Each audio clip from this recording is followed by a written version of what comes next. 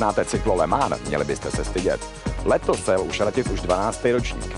A o co tam vlastně jde? Je to vlastně jednoduchý. Zůstat 24 hodin v sedle. Jenže to už je docela slušný výkon. Cyklo Le Mans.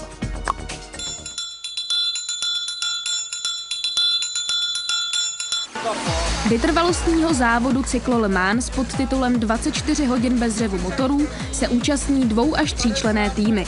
Nejlepší tým roku 2004 ujel víc než 803 kilometrů. V minulém ročníku se jeden z účastníků pokusil zajet závod sólově, ale po 18 hodinách jízdy byl převezen do nemocnice. Letos už to nikdo nezkoušel. My jsme už tady po třetí vlastně letos. Vyšel nám vstříc pan starosta Kalout, který nás vlastně podpořil, přijali nás tady vřele, protože tady máme tělocvičnu s veškerým vybavením sociálním. Máme tady možnost spát přímo na návsi, což pro ty závodníky je nejlepší, protože vlastně během celé noci jsou uprostřed toho dění. My jsme začali jezdit jako tým v 95. v Milašině. Tam jsme byli poprvé, tam bylo tehdy 40 týmů, stejně jako letos, to se povedlo. Pak to trošku upadalo nějaký roky, nejhorší byl 99. To nás jezdilo tehdy 9 týmů, to bylo v Herolticích.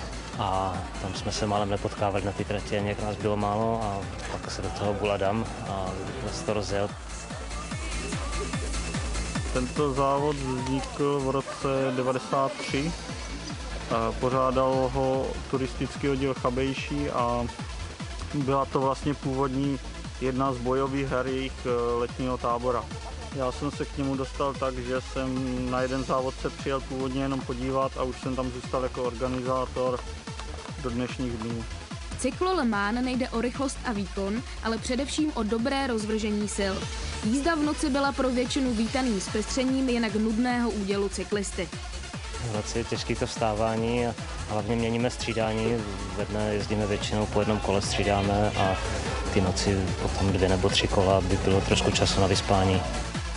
Nejhorší pro mě byla právě ta noc, ten začátek té noci, kdy bylo zataženo a to opravdu nebylo moc dobrý, no. To jsem se jako dost bál. Jsem tam jezdil tak opravdu na hraně. V noci je to jiný, takový dobrodružov. To je prd vidět, co člověk může hnedka vysekat, to je jako dobrý.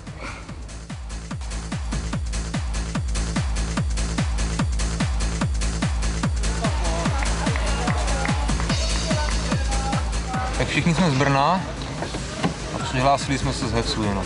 My to zkusíme. Vlastně tak úplně náhodně. Je to extrém a náhoda. Z vůlí mám zkušenosti špatný.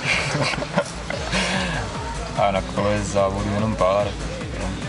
Vesměs takových, tak je tady tenhle ten. To já právě asi naopak, já jezdím spíš takový kratší závody, třeba v Moravský pohár nebo tak. No já jsem biker, nejsem silničář a zkusil jsem. A líbilo? Líbilo, je to o něčem jiným, není tady tolik blata, je to dobrý.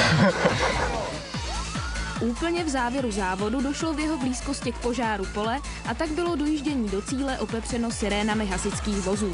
I přes požár se Cyklo Le Mans 2004 obešlo bez zranění, výjimku tvořilo jedno bodnutí sršněm.